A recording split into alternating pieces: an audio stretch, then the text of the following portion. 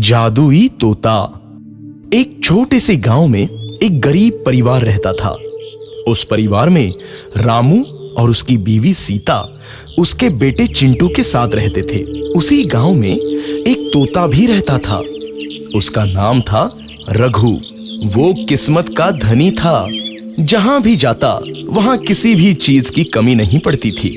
एक दिन रघु उड़ते उड़ते उस गरीब परिवार के घर गया।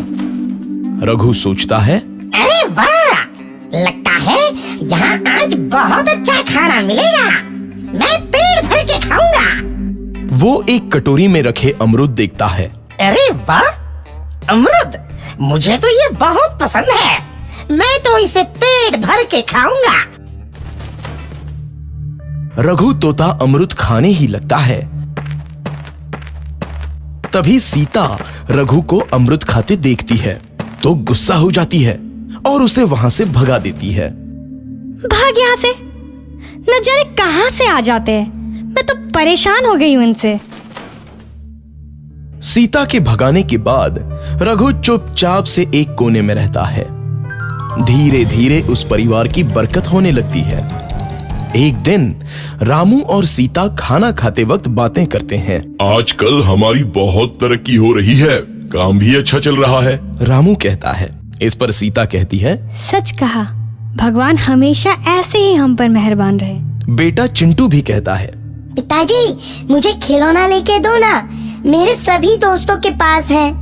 रामू कहता है, ठीक है, जरूर लाऊंगा। सीता कहती है, कितने खुश है सब, मेरे परिवार को किसी की नजर ना लगे। एक तरफ ऐसी बातें होती हैं तो दूसरी तरफ रसोई में रघु तोता भी अमरूद खाते रहता है। मजा आया, अमरूद खाया, मजा आया, अमरूद खाया, मजा आया। तभी सीता रसोई में आती है और रघु तोते को अमरूद खाते देख बहुत गुस्सा होती है। सीता रघु को बाहर निकालने के लिए पिंजरे में अमरूद रखती है। रघु जब अमरूद खाने लगता है तो पिंजरे का दरवाजा बंद हो जाता है और वो उसमें फंस जाता है।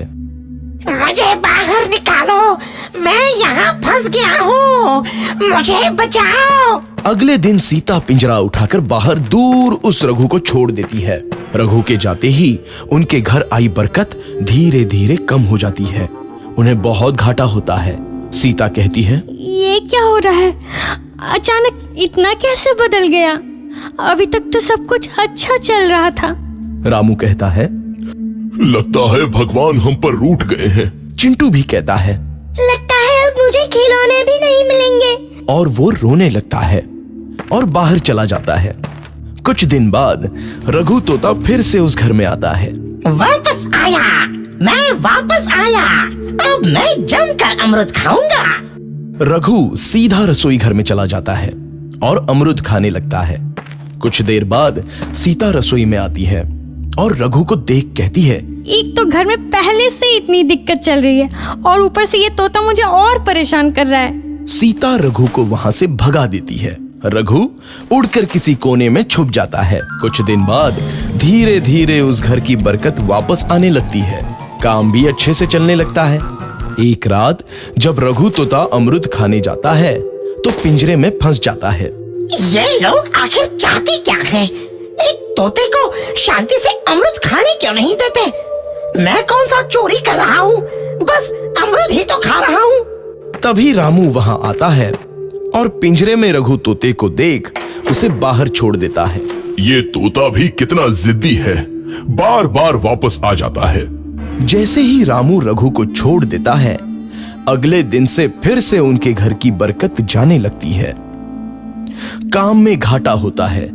किसी को समझ नहीं आ रहा था कि ऐसा क्यों हो रहा है। रघु तोता घर आता है तो अचानक बरकत आती है और जब रघु तोता को बाहर निकालते हैं तो बरकत चली जाती है। एक दिन सीता रघु तोते के घर आने और बाहर जाने की स्थिति पर नजर रखती है। ये तोता जब भी घर आता है तो घर में बरकत आती है और जैसे ही ये घर से बाहर जाता है तो उसी के साथ बरकत भी चली जाती है। कहीं ये जादुई तोता तो नहीं है? अगली बार जब ये तोता घर आएगा तो मैं इसे कहीं नहीं जाने दूंगी। सीता रघु का बहुत इंतजार करती है लेकिन रघु तोता दोबारा उस घर में कभी नहीं आता।